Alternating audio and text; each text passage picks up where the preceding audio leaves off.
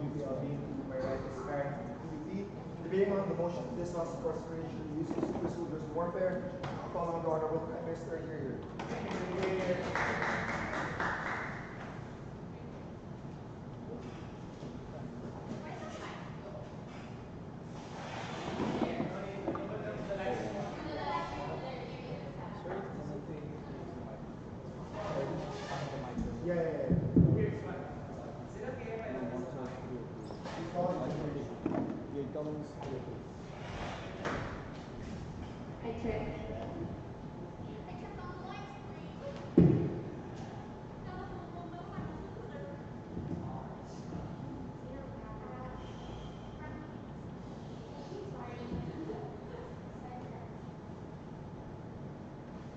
Ladies and gentlemen, imagine Captain America on steroids with modern technology. That's who we imagine a super soldier to be like. A person who is physically and mentally enhanced to be made stronger than the average human and the average soldier, right? So this person would probably have greater endurance, they can run faster, they can swim maybe kilometers, right? This person also has enhanced mental capacity, so they're probably smarter than the average soldier. They're quicker in thinking, they can perceive more things. And we're fine with doing things like making these people bulletproof, giving them X-ray vision, or just enhancing these super soldiers as much as we can under our side of the house. We want to use these soldiers as much as possible. So in every single operation where you can use them, we will. And what we want, our goal coming from opening government, is to phase out the use of normal soldiers so warfare only happens between super soldiers. What am I going to prove to you this today? First, I'm going to tell you about how to judge warfare, or what is the effective standard to judge this. Second, I'm going to tell you about the problems with the current methods of war compared to super soldiers. And thirdly, I'm going to tell you about how we reduce the amount of soldiers who have to go into war in the first place. So first, how do you judge what is better warfare? So we don't think that judging better warfare, no thank you. Oh, okay, cut. Do these people volunteer, or do we get them as babies and make them your super soldiers? These are people who volunteer to become soldiers. So first, what is the standard to become for better warfare? We don't think the standard should be about determining which side should win or lose, right? Because both sides in war may have legitimate reasons that they waged the war. The standard is about how we reduce the amount of inhumane activities and amount of civilian casualties that happens in war. Because we all agree this to be an absolute evil where innocent or uninvolved lives are lost at war. What are the problems then with the current method? There are two ways by which we wage war currently. First, through airstrikes and drones. And second, on boots on the ground. So first, on airstrikes.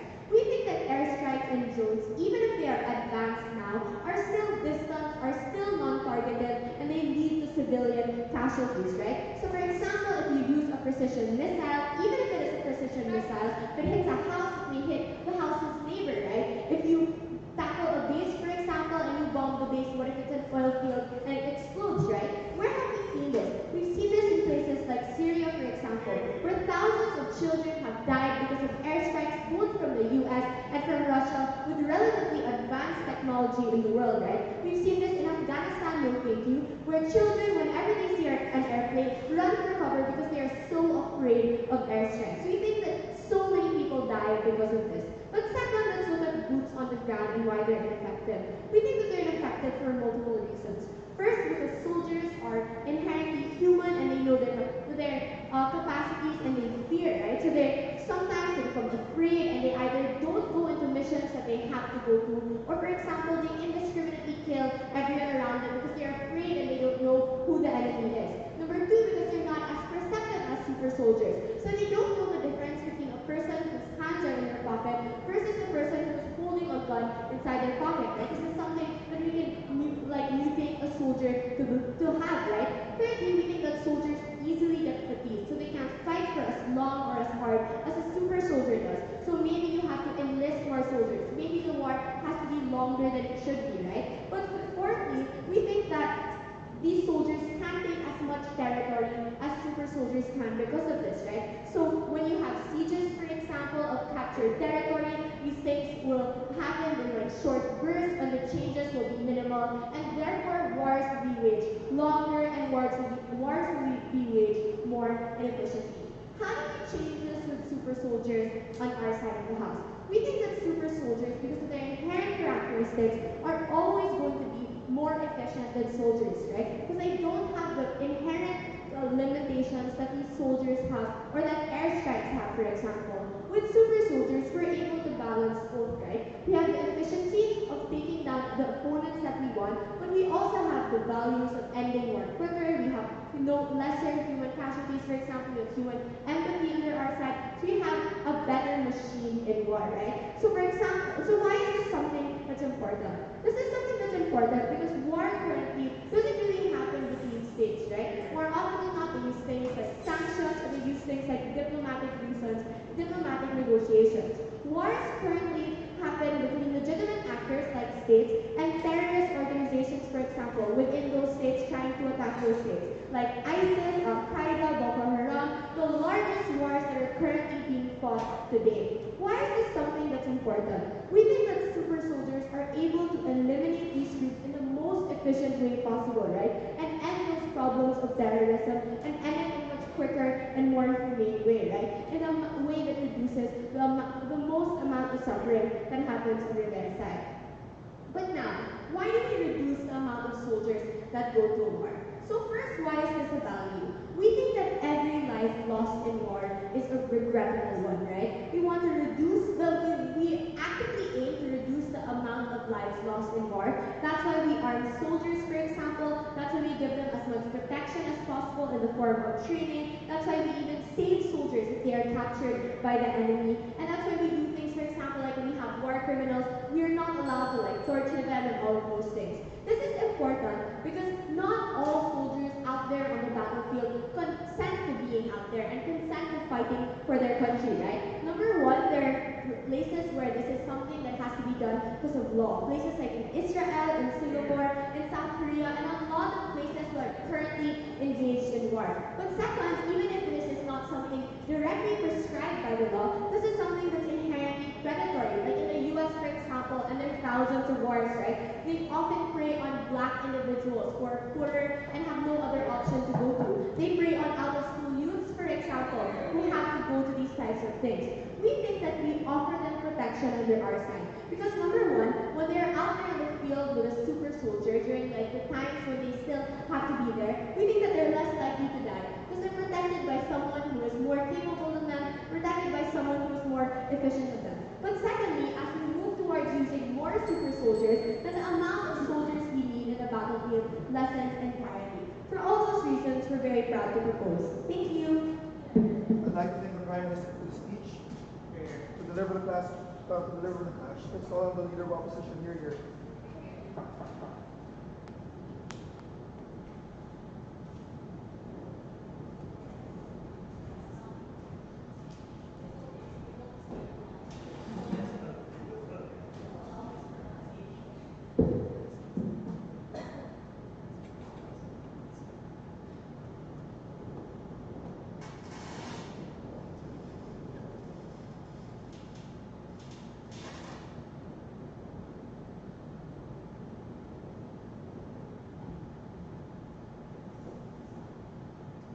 Coming from opening opposition, we believe that wars ought to be fought in the most humane way possible rather than one that is the most efficient or effective. That means in the creation of the people that fight for this, that's why we'd rather give them training and all the kind of things in status quo. It's because we want to make them as surgical, as humane, and as trained as they can.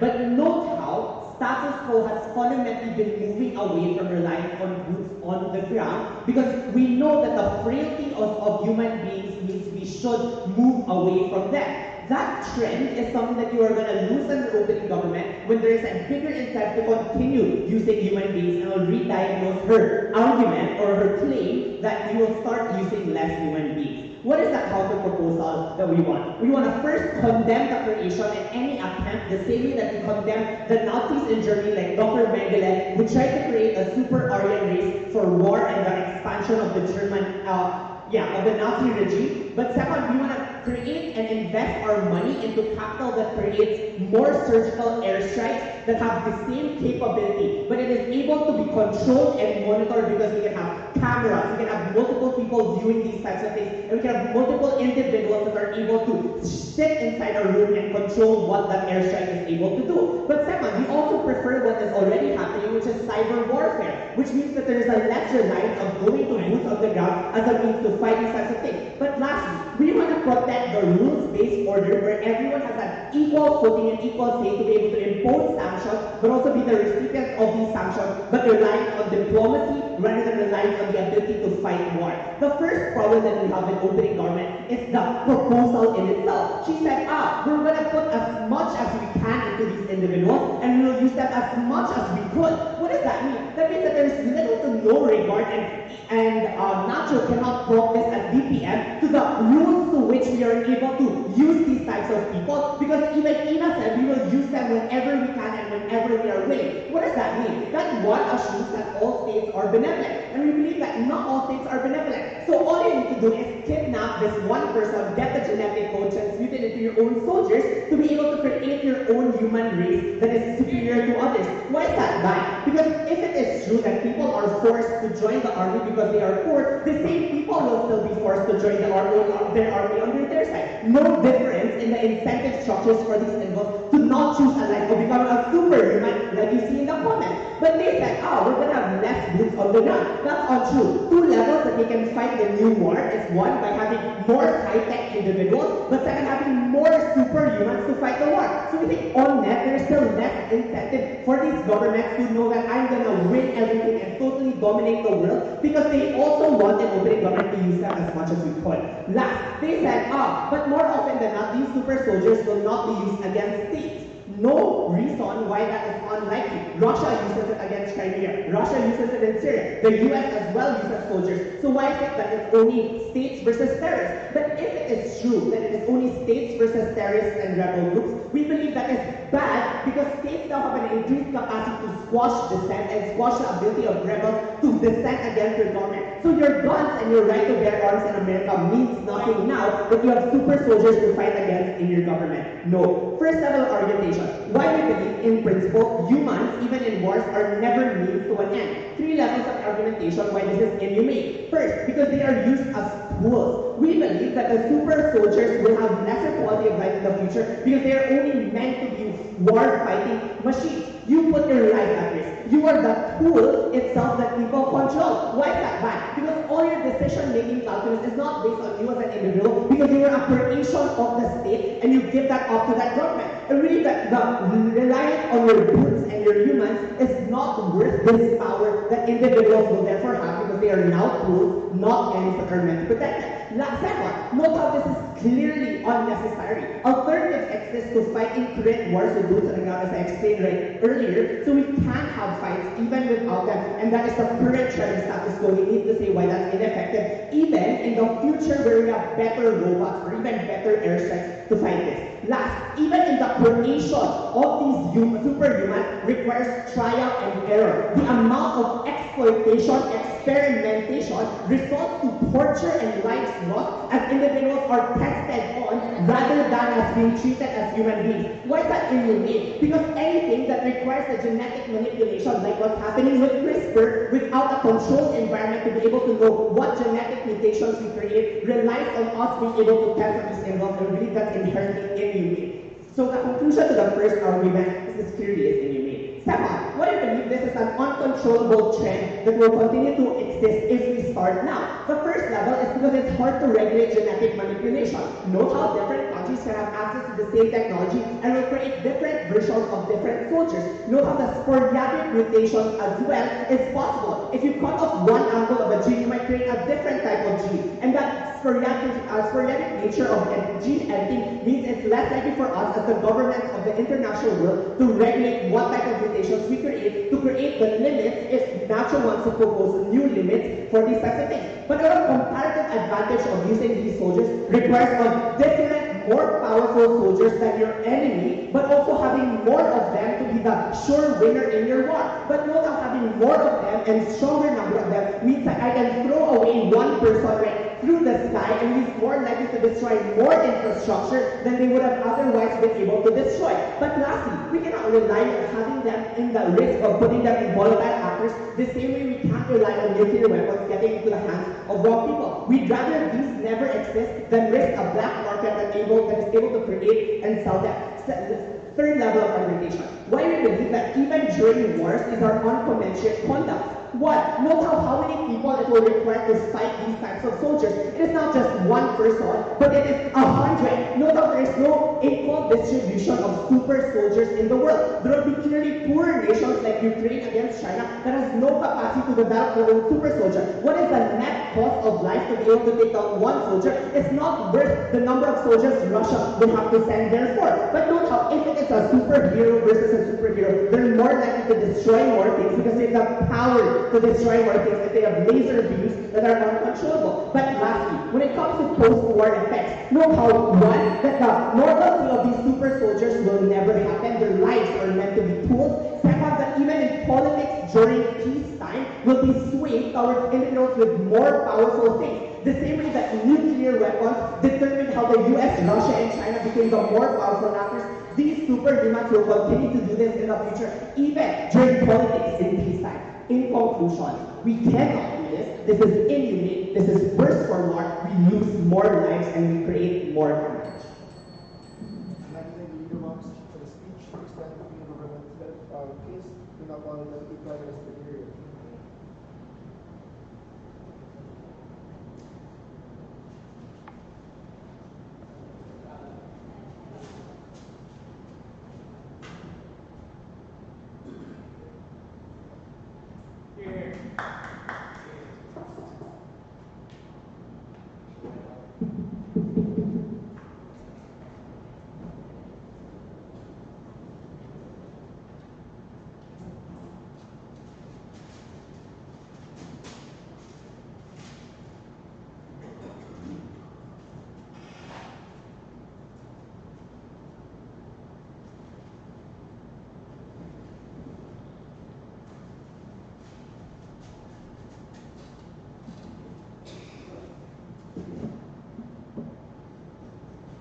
The first thing I want to do is point out that DLSU cannot get away with trying to get all the values they want. In one hand, they say it's unfair to give powerful states more power, but their counter-proposal is to develop effective automated drones that can do the same thing that soldiers want. Why is this problematic? The first thing I'll do is talk about the alternatives. Papa gave two. The first one is crazy, right? He wants cyber warfare. The problem with cyber warfare is you target civilians en masse. When you hack a bank, you don't just harm the military soldiers, but you harm the civilians trying to access their financial capacity. When Russia hacked the 2016 elections, it harmed the entire state of democracy of the United States. I'm a person which is more humane on the your side house if you had destroyed civilians under your side. Secondly, they talked about let's automate weapons because their side apparently has the capacity to develop super robots which can do the same thing that humans can. I'm uncertain if this is covered by fiat, but by the counter fiat, but let's just engage it anyway. First thing, we suggest that they're unlikely to be effective. And the reason why drones cannot and airstrikes still cannot work is because a lot of operations, particularly counter-terrorist operations and urban warfare, exist within buildings, within underground areas, where drone strikes will not be able to target exclusively because they're covered by roofs and therefore not able to target them. That is why you need soldiers entering in these areas to make tactical missions, i.e. how to kill Bin Laden, right? You had SEAL Team 6. We suggest these things become more effective when your soldiers become stronger, when your soldiers become more competent, and not afraid of entering into conflict in the very first place. But the second reason why this alternative is crazy is because all the harms flagged by Papa apply to him as well. Let's look at that. First, he said it's bad to have super soldiers because you squash dissent. If you have automated weapons that are just as effective, then you squash any dissent that exists on your side. Secondly, he said that, well, these soldiers will be kidnapped by a rogue state like North Korea, and North Korea will use them. Then your technology will be stolen by North Korea, and they use them as well. The harm still lies on your side. Lastly, the inequality between different states. This thing also exists under their side of the house because presumably the United States will be better at developing this technology. If this is their alternative, they have no mutually exclusive benefit, while we're able to prove to you why our side requires the balance of both an effective military weapon, but also the precision that soldiers are able to provide. Before we go on, say your case. They explain that manufacturing and development of technology is more controllable versus what happens in a lab, the same way that CRISPR got out of our hands. Okay, so that's what I'll respond to next. But before, I'll promise to respond that after this response. So then they said, the problem with this is inequality of states, right? So I want to respond and say, we concede that presumably the United States will be able to develop the technology faster. Why do you think that that is still fine? First, a lot of the conflicts exist on interstate warfare, and therefore the goal of removing terrorist organizations is fine. His response is the centers. We don't think the centers should be using violence because they target civilians. We shift their calculus so they can use more peaceful and democratic means. We're perfectly fine with defending the reduction of dissent in our side of the house. But okay, why is it okay the distribution is still unequal? Because right now, the United States is still dominant, right? So the United States still has nuclear missiles, it still has gigantic airstrikes, it has B-6A bombers, which can destroy any part of the Philippines if it wanted to. So, on both sides, if the United States wanted to wage war against a specific country, they would be able to do so, and they would have been able to do so effectively as well. What's the difference under our side? We suggest that our side is far less likely to have collateral damage. Because instead of using effective weapons like missiles, you're far more likely to use weapons like soldiers because they're the ones who are more likely to penetrate specific spaces that allow for the reduction of collateral damage. So on both sides, the playing field will be unequal, but at least on our side, if the United States decides to be evil or China decides to be evil, at least we reduce the collateral damage that exists. Therefore, we're comparatively better in government bench. So even if it's distributed unequally, we fully engage that fund. Next thing Papat said was, well, it's inhumane to experiment on people like we did in the Nuremberg trials. Medicine, bioethics has advanced so much from them. So presumably, we won't be like immediately injecting soldiers already. That's why you have medical testing. You probably will use like computer genetics, then you will start using like animal testing, and after animal testing, you move on to soldiers. I'm uncertain why we can't follow this process. In the same way, any form of medicine, any form of surgery would have all the risks involved under their side of the house. It's really unclear why our process of super soldiers requires gene editing and could not be consistent with other possible alternatives that have maybe prepared for CRISPR. That's not the debate right now. But secondly, we concede, even if there's more risk in the current experimentation of super soldiers, we have to weigh some soldiers being tested and harmed by the biomedic, like the medical mutations, versus all the other soldiers we're able to save under our side house because we don't have to send them to risky battle situations, because they don't have to die in warfare, because the number of soldiers government needs is far less than the number of soldiers opposition needs to do one single job. So, in the worst case where it is risky that you inject people with like serums or whatever, we're still perfectly fine with biting the bullet to create a greater good under our side of the house.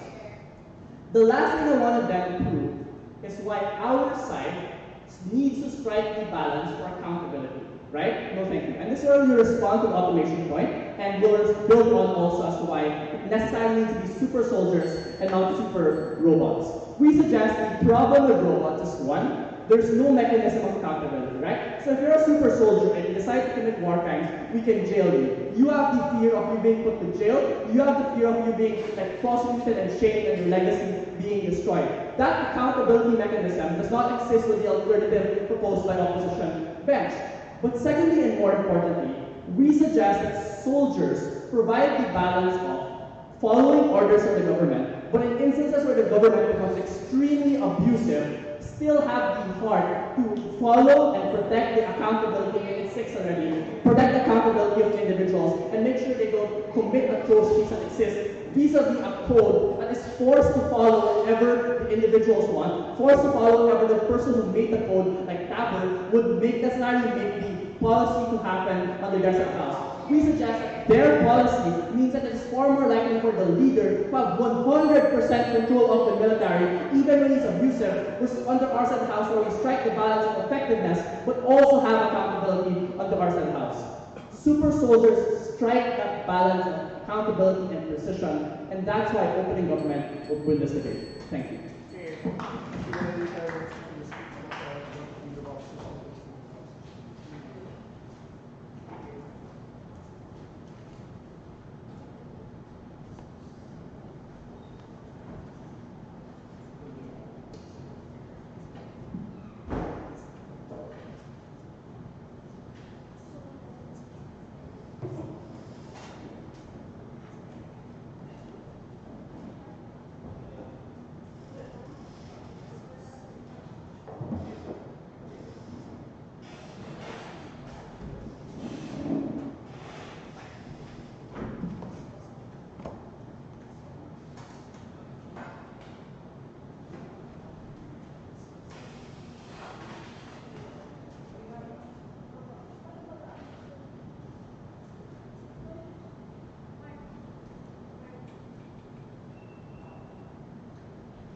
much as states would like to win wars and would like to stop ISIS, we think it is equally important that before we enter a war, we do not harm our own citizens and essentially violate their human rights and the basic dignity, which is the very reason why we even enter wars in the first place, to protect these very rights and dignities that individuals have. 3 responses to the previous speaker.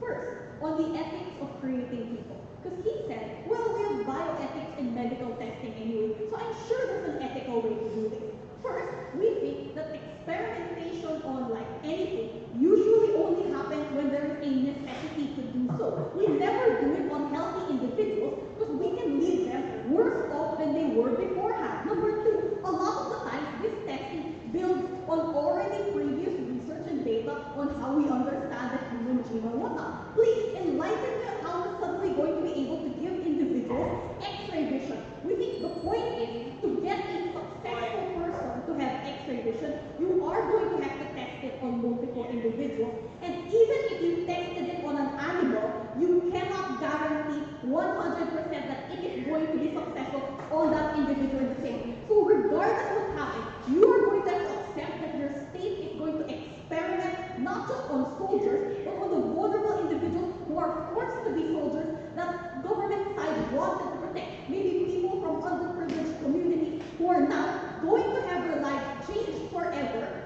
for a benefit that apparently we can already have on our side anyway. Second thing they tell us, well, cyber warfare can be inhumane anyway. Like, look, we can attack that. We agree, cyber warfare might have the capacity to be inhumane, but we think there's a greater likelihood that alternatives have humane options. We think he was just unresponsive when Papa talked about multiple cameras, multiple individuals in the room, versus super soldiers who by virtue of their creation and use are automatically inhumane. Meaning, if both sides have the capacity to be inhumane, our side has stopgap and safety measures to prevent that, but theirs by virtue will automatically be inhumane. But they said, well, these robots might be under the use of one individual alone. We think that's highly unlikely that one person is suddenly going to be able to manage and control 50 drones automatically. But more than that, we think that it's even worse for a super soldier because they have their own thinking, like what happens if they go rogue or whatnot. Or when individuals suddenly decide, I have the better mental capacity than you, I am stronger than you. What is my incentive to still follow your orders when I am clearly capable of fulfilling my own interests? Last, they say, well, we have a tactical advantage anyway because soldiers can go underground and go to areas where we cannot operate. We think if the problem is there's an area you cannot operate, then we think there's a response, there's a proper technological response. If we couldn't see at the night, we made night vision. If we couldn't see the walls, we created X-ray, X-ray and radar and all these types of things that use technology that we can switch off when we want to, and that does not affect human life. These tactical advantages are not exclusive and not necessary. That means the cost of creating these benefits is too high when we can achieve it through alternative means. Two things that I'm going to talk to you. One, how we exacerbate wars on their side, but 2, how we permanently affect the ability for individuals to reintegrate with society.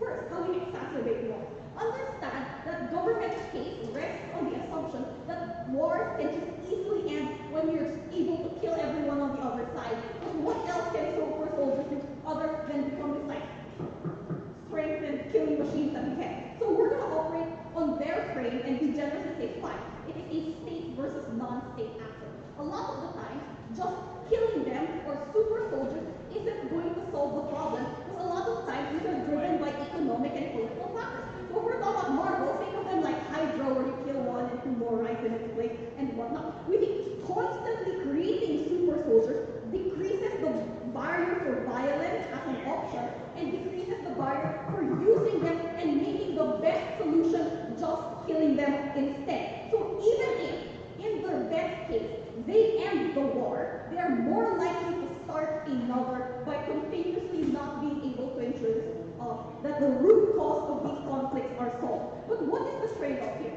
Fine, in our absolute worst case, there might be specific operations where our technology cannot reach, where we might not be as efficient as super soldiers, but we think this less efficiency in violence is okay because it's an incentive for all parties for diplomacy and to look for other alternatives. Meaning, making war the most efficient and best at killing isn't always a good thing, especially when killing isn't even going to solve the problem in the first place. So even at our worst case, we are already better at solving wars. Yes. But we said that even if you're willing to not harm civilians, if your machinery is inefficient, you'll be forced to kill civilians. If there's a building, you'll have to destroy the entire building, kill civilians there, even if you're not willing, versus soldiers who have the capacity to be efficient and therefore prevent warfare.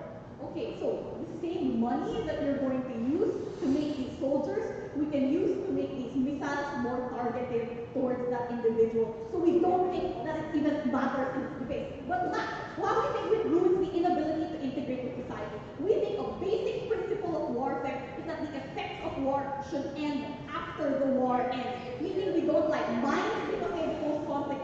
We don't, that's why we like veteran centers, where any of the economic and psychological effects of wars are things that are reversible upon these individuals, because any effect afterwards is unjustified because that soldier's obligation to that state has ended after war has ended. The problem is super soldiers cannot reintegrate because there is no off switch to that super strength, where your inability to feel fear will constantly ruin your ability to interact with other individuals, or your X-ray vision, which can possibly violate a lot of other people's rights without control, or the fear society has of you, such that you will never be the same again, even after war has ended. The government cannot control these harms, and they cannot mitigate them, and we think that because it's so inhumane to these individuals, not just what we did to them, but what we will continue to do to them for the rest of their lives, it is not an option even worth exploring or thinking about. Everyone in this debate agrees that being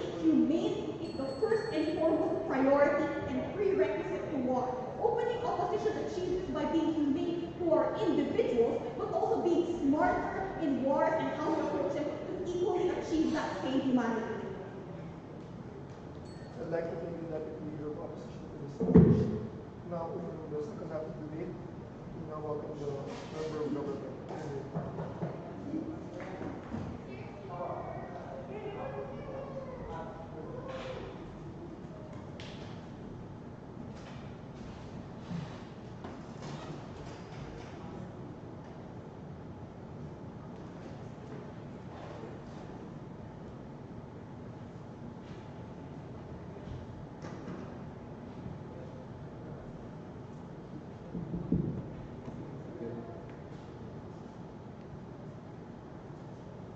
Ladies and gentlemen, every advancement of warfare has made warfare safer and less likely to happen. But let's look at the opening deadlock, right? OG assumes that these people are benevolent actors and therefore will be more targeted. OO assumes Russia is always evil, we're going to use this for bad experimentation.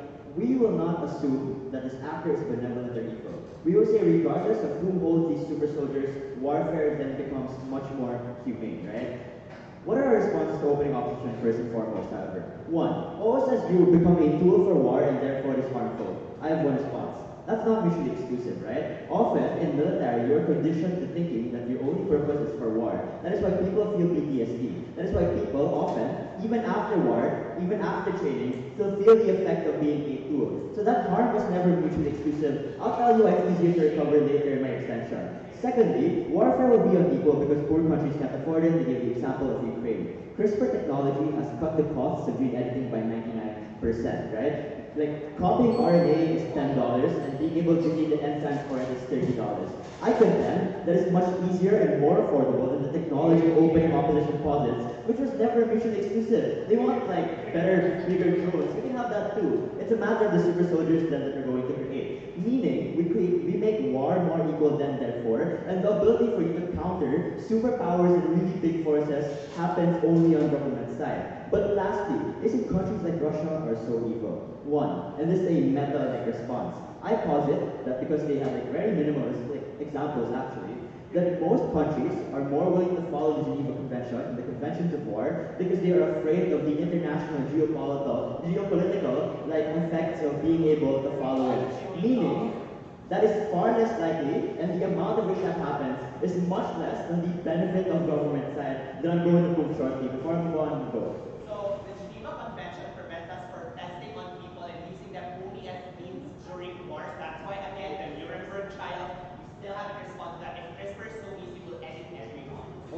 So opening government already responded to that, right? They said first we'll pursue animal testing, things like that. There are many methods to be able to pursue it. But if they are so evil, I posit that it's also counterintuitive to doing things like winning war. You get less support for the war you want if you're testing on human beings. You're less likely to be able to ensure your soldiers are effective if you continuously test on them. That means a lot of these evil incentives are not going to happen either way because they're ineffective for trying to fight a war, and therefore their harms of experimentation are like moot, right? First extension, I say warfare is more humane. Regardless of whether or not the people who hold these super soldiers are good or bad, what is inherently most are the people who fight this war. And this is the meta-analysis here.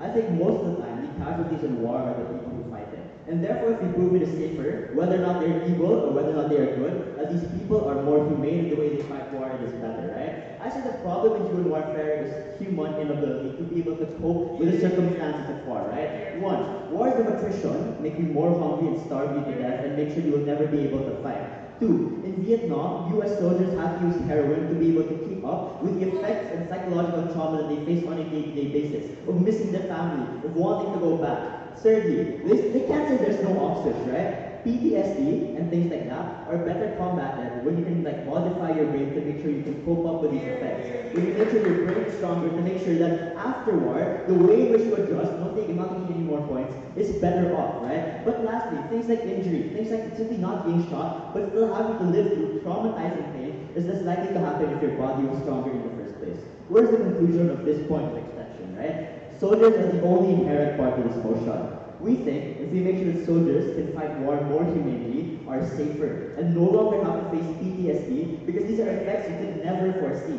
Because these are effects that are ultimately terrible and attacks against our humanity, but necessary for war, no longer make them necessary. So I'm not making any more points, please sit down. Secondly, I'll tell you lessen conflict is unnecessary warfare. Not just as to more willing to engage in necessary conflict like Osama bin Laden. I see we're probably going to do that on either side because warfare has become more accessible. But to answer our woke giving us this crazy world of warfare, I say we're much less likely to engage in unnecessary warfare, right? We think similar to the creation of things like nuclear weapons, similar to the creation of more advanced technology in warfare. When you create bigger and stronger weapons, people are less likely to fight in war because they are afraid. They're afraid of the bigger effects of what they might do. That is why we have never used a nuclear weapon in history. I posit super soldiers give us an element of mutually assured destruction, right? Meaning if both sides of the war use it, as a country, I am afraid of having super soldiers kill my own citizens. I am afraid of having super soldiers kill my own, kill my own soldiers. What does that mean? That means we're less likely to fight unnecessary wars, especially among big global superpowers, because we're afraid of their very, very big and traumatizing effects. Because if they say, we're going to have so many of these bad things happen up, they never said, what is the incentive to do all those things? What is the incentive to engage in such crazy war when we know, as politicians, as citizens, and as people from these nations, there are no positive effects? But lastly, we tell you there are better conflict resolutions and negotiations on our side, right? Ina told you they're more precise. I will go further, right? Because the ways in which we use super soldiers are likely to replace our boots on the ground method. Therefore, the way in which they say it's only about robots or whatever, we're never mutually exclusive. Firstly, I said human error is awful for two reasons. I think psychologically, right? Trauma and mental illness harm your ability to be able to fight in war. Secondly, physically, right? You don't have perfect cognitive senses, right? A snap of a tree or things that might make you shoot might ultimately trigger you and make you fire, right? Your sense betray you, your hands shake, etc. You're more willing to kill. But Ina just said they're more precise. Why is that precision important? One, not only is it less civilian deaths, and I'll prove a greater conclusion after that, but two, it is greater accountability, right? In trials for soldiers who commit war crimes, that's the word, it is impossible to use any of these excuses anymore because there are no excuses if you are a super soldier. You have to be able to have greater accountability because you have the capacity, because human error is no longer a reason for you to do awful things as a human being. And often those things are used to justify killing of civilians, killings that are ultimately down to things like discrimination. Why are these important? We create better conflict resolutions because one, you lessen the amount of tension, the amount of anger, the amount of hatred people fear towards soldiers, towards other nations, when you lessen civilian deaths. But two, you're more likely to forgive when people are held accountable. That's precisely what happened in multiple TRCs. We think that can only happen as well if there's no more excuse. If these things, if we can have better prosecution for these wars, if we make sure that we have less civilian deaths, we are more likely to create peace in times of massive war because we limit the amount of tension, hatred, and the over super nationalistic sentiments that are created by war then. I've never been prouder to propose.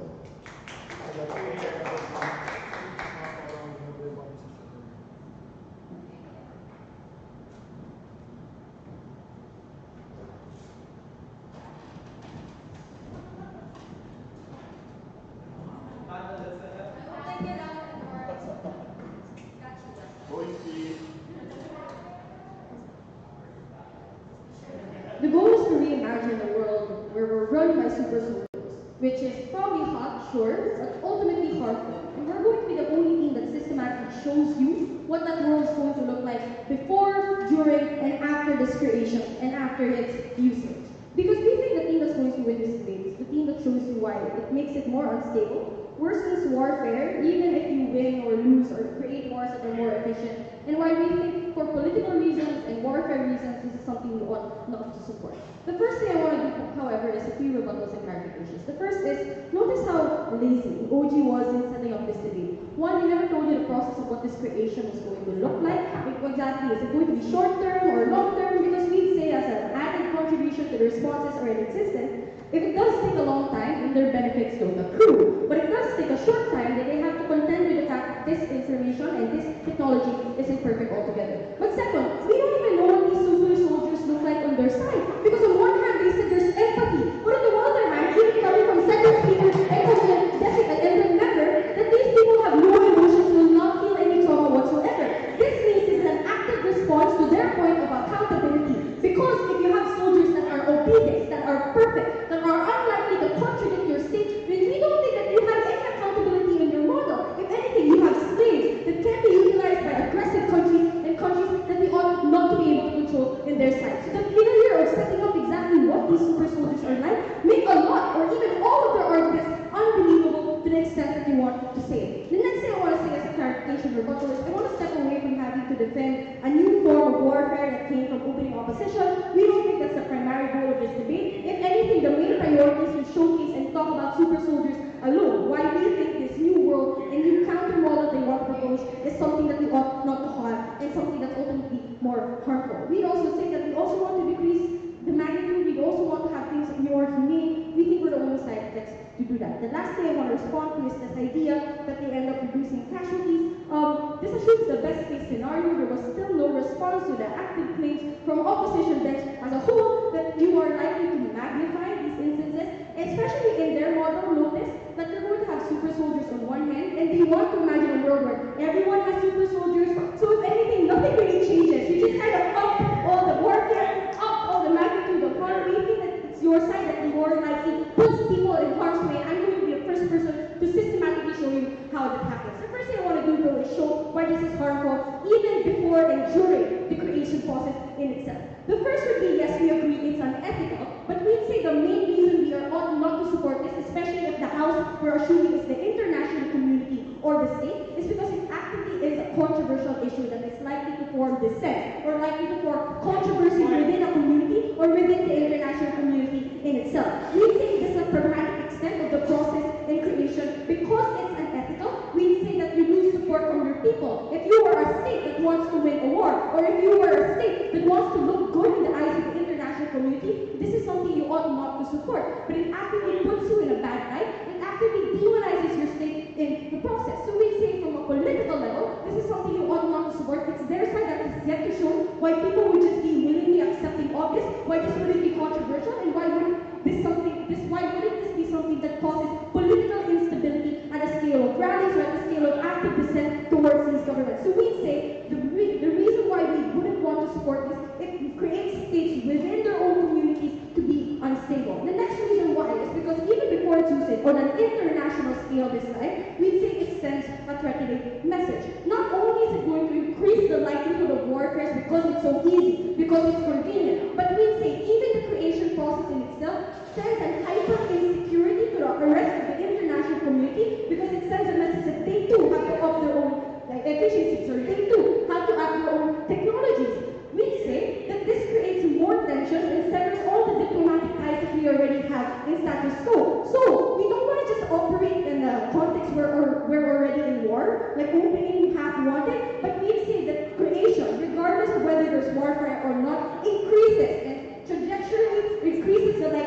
war, or even if that does not happen, we'll take even the less severe case that it doesn't increase war, but it does actively sever ties that countries have with each other, increases the height of insecurity, and sends us back to an era where we're unsure of each other, unlikely to be transparent with each other, and more likely to be aggressive and defensive against all other nations, which completely defeats the point of government, which is that they want a future of harmony. Yes.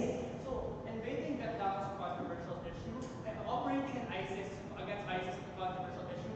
The argument that an issue is controversial and therefore we shouldn't support it is so crazy because any policy you do is controversial. It'll have some level of resistance. But look at the scale of this. It's not just entering war, it's altering human beings for what they are, or altering and going against ethical norms of what is acceptable and unacceptable in status quo. They can't just say that this is tantamount or the same, because we say it leads to a greater outcry, because not only is it an issue of war this time, but you're adding and coupling it with an ethical issue of altering individuals and medical concerns. So they can't just say it's the same. Obviously, there's an increase in magnitude, and it's something we're not willing to accept. Now, what happens during the usage? It is where I want to systematically show you why the minimization is unlikely to take place. Recognize the context that opening government set this up in. We're living in a world where every country ends up using super soldiers. We say that no matter what, you cannot create perfect super soldiers. One, because it contradicts what they want, which is super soldiers with empathy and the ability to contradict their superiors. But secondly, because even if you are using humans who are the most targeted, even if you are using humans who are able to smash things as greatly as they want to,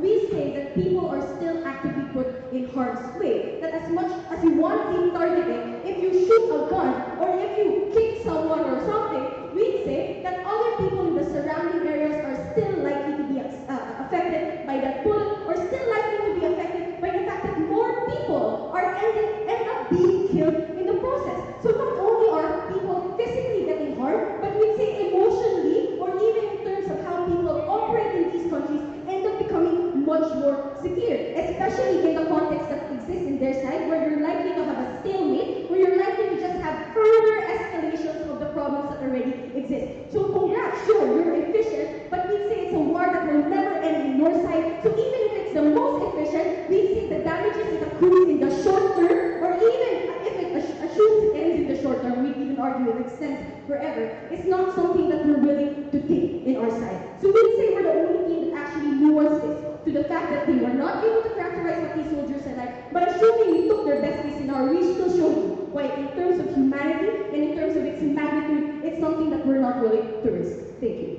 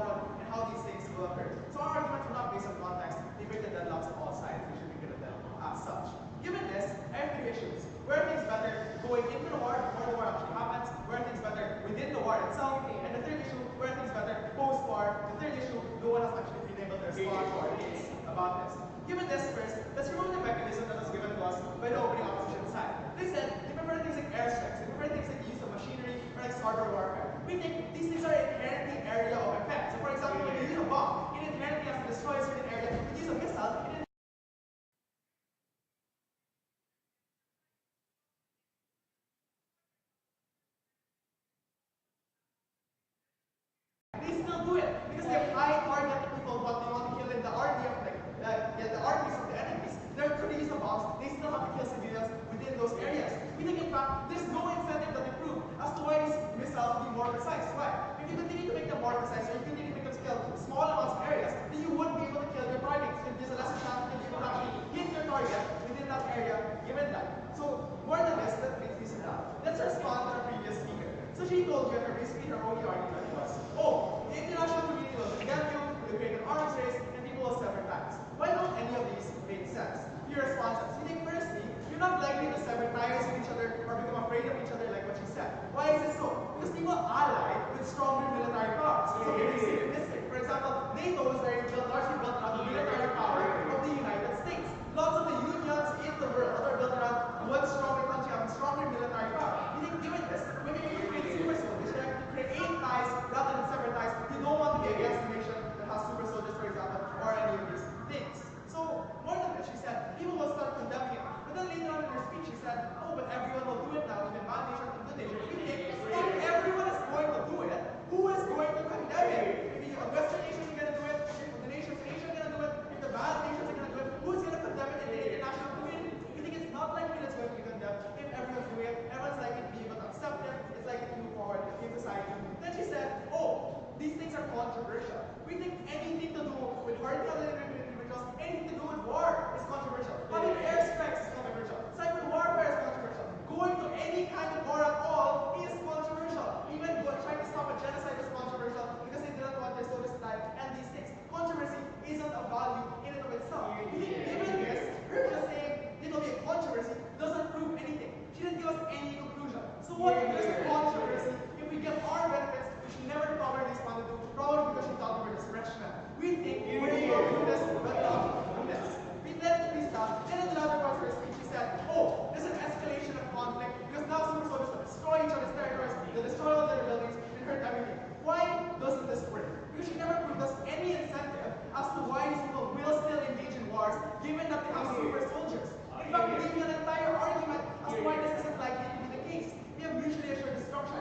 You know the other side of super soldiers, they'll do so much damage. They know you have super soldiers. What's their incentive to still engage in conflict? What's their incentive to create all the destruction and never prove them from their side? We said that. Given this, let's go to the first issue. Where are things better going into wars? What did we hear shared from both houses? They said, you have experimentation, you create mistakes, this is very bad. Right? We think, so firstly, from our opening, you heard the very basic response. You can safeguard this through animal testing, through lab testing. Yes, we think, given this, you're likely to safeguard. But we think on their side, they create lots of harms as well. They never get better compared. For example, when you're testing bombs, you're likely to test them in war areas, like for example, the developing nations, or in any of these things. This is historically been true. Like Agent Orange was tested in Vietnam, all these war materials were tested in developing nations. You're likely to kill or harm more individuals. But even if you don't test them in these areas, you likely test them in like the Pacific Ocean or environmental areas where you cause so much more damage to the environment, so much more damage to other individuals. Please stop. Let's break it even if.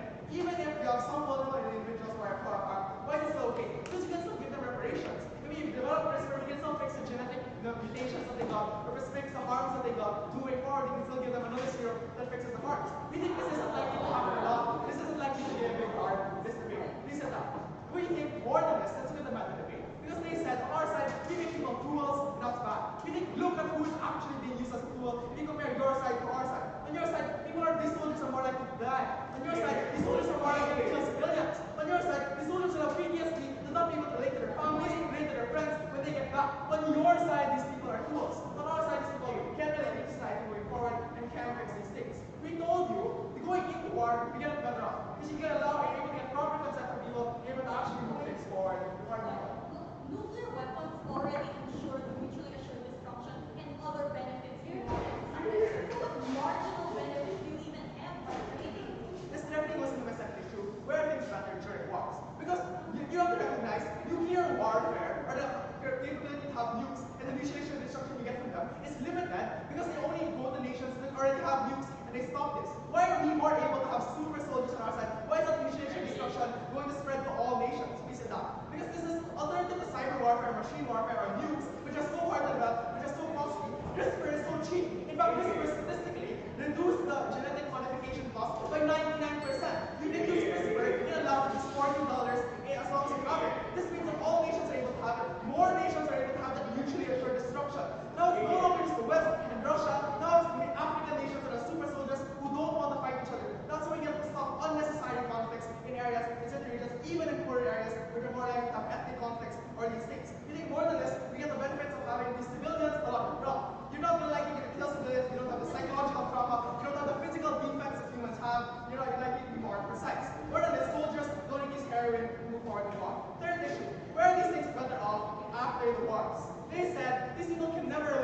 society again because you remove fear from things again. We think on your side, that's why it's more likely that people are not going to be able to relate to society. When people have PTSD, for example, if you look at statistics right now, US Marines kill themselves every single day, multiple times a day, right? These are things that happen on your side, when you aren't able to remove mental illnesses or things like that. On our side, we're able to fix these things. We think likely the changes that you make to people are actually even beneficial for them. Things like increasing the field of perception, increasing their reflexes, giving them better eyesight, doesn't harm their integration into society. It actually is beneficial for jobs, for physical jobs, or any of these things. We think on our side, they relate much better. More than this, we're able to get better things in, like negotiations with other countries, in resolutions, when you kill less civilians, when you harm less people. Proud to propose. Thank you. Right, questions on the speech we have opposition of you.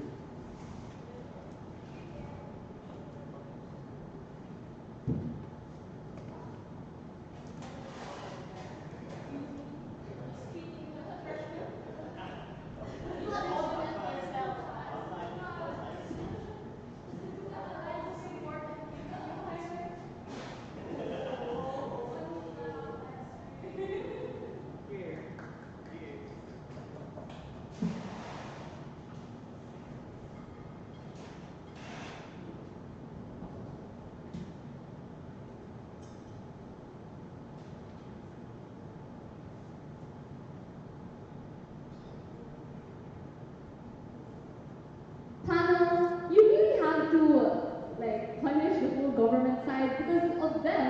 The state was very unclear as to what these soldiers will look like, right? Because both teams were unsettled on are they emotionless or not? Are they likely to always follow the state, hence you have more control over them or not, right? All of these things we'll show you will play into wider arguments on why this is just and why this will lead to greater global stability and help more lives just doesn't work. First, before we move on, we have to understand this premise that we set to you, right? We are in a world where we don't want to move towards more war, right? Currently, there is a global, very fragile global stability that we exist in, and we argue to you at member that the creation of super soldiers is likely to tip the scales and lead us to actual conflict, which doesn't exist right now, which is what they have to respond to on their side of the house. That is why the first issue is the creation to begin with even just, right? Nacho wanted to argue and push to us that, well, the hearts of regular weapons anyway are the same, right? But no, OG at ENA was willing to defend super soldiers with unlimited capabilities, right? She was willing with bulletproof,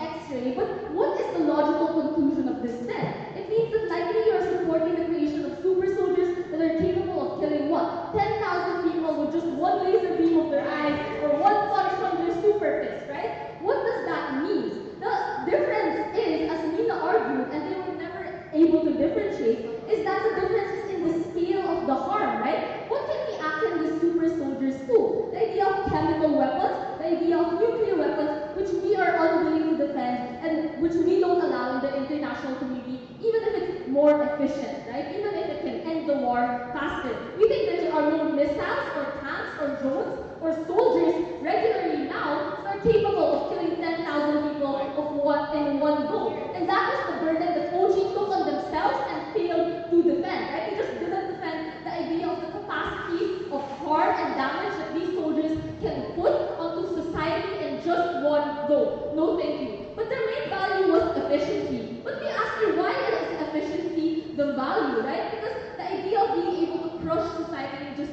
one go or being able to do it with less effort is efficiency in violence, right? It's more efficient violence. But we argue to you, then what is the likelihood of you entering into war, right? We told you, if the opportunity cost of you entering into war becomes much smaller, right? What is their best case? Their best case is that you end the war quickly. But what happens is that you are more willing to enter into more wars, as Nina told you, and drag more people into the conflict, right? Why?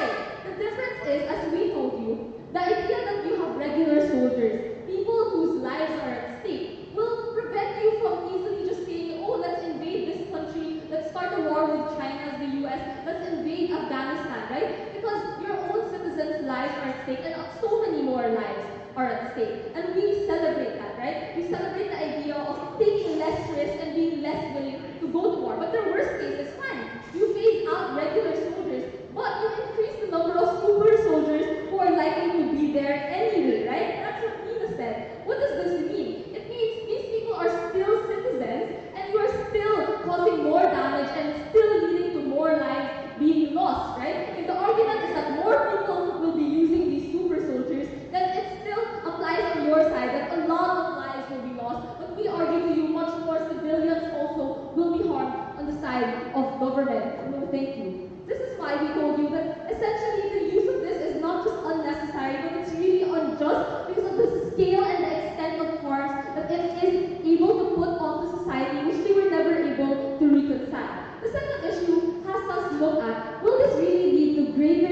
global stability closing. Respond to mutually assured destruction.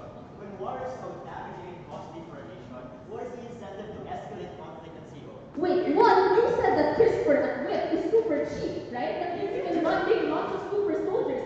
So you make the opportunity cost of entering into war much less, right? So your mutually assured destruction argument doesn't work. But why else doesn't the mutually assured destruction not work, right? It's the idea of it's not true that CRISPR is so cheap, right? It's the idea that the research and development is incredibly expensive. That's why smaller countries aren't able to have as much like technology as tanks and such as the United States, right? The realistic scenario is that superpowers like Russia, China, the United States are the only ones with access to this technology, and mutually assured destruction might work for them, but not for the smaller countries that they're willing to fight, that they're willing to encroach upon, right? That's why their argument just doesn't work. But will this really lead to greater stability? We have to look at how will these soldiers act, right? They wanted to tell us on one hand that, well, what happens is that they're more efficient because you can control them. But then suddenly, Nacho contradicts Ina by saying, well, the soldiers cannot follow the state on their own prerogative if they feel something is not right. Then where's their ability to control them, right? Then you can see that they can go rogue and you won't be able to control their superpowers, right? You say then it's not like you really like go underground and fulfill your mission on their side. What does this mean? It means that maybe the problem isn't of regular soldiers existing and having human problems, but maybe a problem of training, like training them properly and training them in order to like follow your state. But more importantly, are they emotionless or not emotionless coming from closing government, right? They said that they won't have PTSD, they won't have emotion, they're more likely to strike. But what does that mean? It means that these people are basically super robots and not super soldiers, ladies and gentlemen, because these individuals are less likely to be empathetic. If you're saying they won't have emotion and they're just willing to do what is told to them, right? But what is the one thing they never bothered to respond to coming from Nina? It's the message it sends. The creation of this technology isn't just controversial. It's not generic controversial, but the idea that you are saying, I am ready to challenge your power, I am ready to assert my dominance in the global sphere. Imagine if Russia or China did this. How would the United States take this? They would, one, demonize their actions, two, see it as a threat, three, increase the rallying force of other countries in NATO, for example, to ban against them and increase their military presence in order to shut down Russia, shut down China. So even between states, it causes much greater tension. Just the creation, even if we don't use this technology, creates a problem in terms of world balance because people will feel threatened. People will want to be more aggressive in order to assert dominance because you have now this super technology which we don't know the extent of harms that they have on our people. So we think that use of super soldiers will simply tip the world balance and simply not have all the benefits that they never even got to prove.